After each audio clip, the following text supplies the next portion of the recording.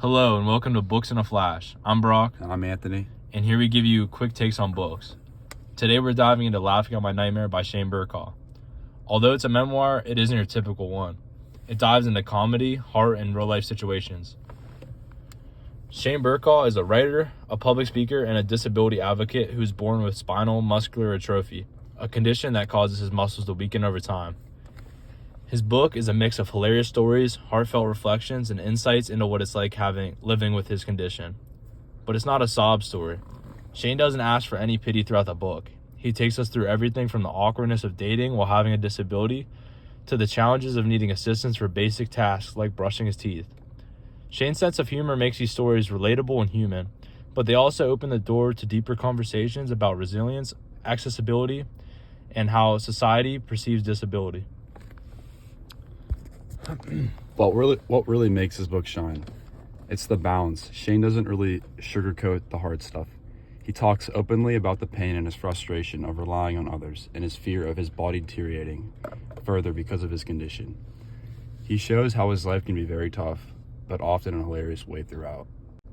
So, Tooch, would you recommend this book? Absolutely. It's for anyone who wants to laugh, learn about his disability, and be inspired without feeling lectured. Whether you're facing your own challenges or just want to understand the world from a different perspective, this book is a great pick. And if you're worried about it being too heavy, don't be. Shane's humor is shown so much throughout, and his stories will have you laughing out loud, even in the serious moments. It's a reminder that while life can be difficult, it's also absurd and beautiful all at once. With this all being said, what are some of your favorite parts of the book? One of my favorite parts is when Shane shares the hilarious but painfully awkward story about trying to ask a girl out while navigating his disability. It's a perfect example of his humor and his vulnerability shining throughout. Despite the challenges he faces, Shane finds a way to make the situation not only relatable, but also laugh out loud funny. What makes it special is that while it's easy to see how such moments can feel daunting or even embarrassing, Shane uses them to illustrate his ability to laugh at himself and embrace life's unpredictability.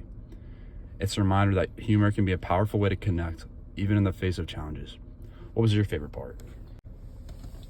I'd say my favorite part is when Shane describes his relationship with his family, particularly his brother Andrew. Their dynamic is both hilarious and heartwarming. There's a scene where Andrew pushes Shane around in his wheelchair at fast speeds, turning what could have been a dull moment into a chaotic, laugh-filled adventure. What I love about this part is how Shane captures the essence of sibling relationships, the playful teasing, the shared jokes, and the unspoken bond of having each other's backs. It's a reminder that despite the challenges Shane faces, his family is a constant source of strength, love, and of course, comic relief. Shane's storytelling makes you feel like you're right there with him, laughing along, and that's what makes the book so engaging. What was the saddest part, Tooch? I'd say the saddest part is when Shane delves into the harsh realities of living with spinal muscular atrophy and the gradual decline of his physical abilities. One particularly poignant moment is when he reflects on the emotional toll of needing help for even the most basic tasks, like eating or getting dressed. It's not just the physical vulnerability he shares, but the mental strain of feeling like a burden to those around him, even though his loved ones never make him feel that way. Shane's honesty in these moments is deeply moving. He doesn't sugarcoat his fears about the future or the frustration of losing independence. Yet what makes these parts of the book so impactful is Shane's ability to pair them with his humor and optimism, showing that while the sadness is real, it doesn't define him. These moments are a powerful reminder of the importance of empathy and the strength it takes to live with grace and humor despite life's difficulties. I agree. The saddest part for me is when Shane talks about the weight of his condition on his family, particularly his parents. He describes moments when he could see the worry in their faces, even when they try to hide it from him. One instance that stands out for me is when Shane reflects on how his parents constantly adjusted their lives to ensure that he had care and support he needed. While he expresses immense gratitude for their sacrifice, he also reveals how it hurts to know that his condition has impacted their lives in a way they didn't choose.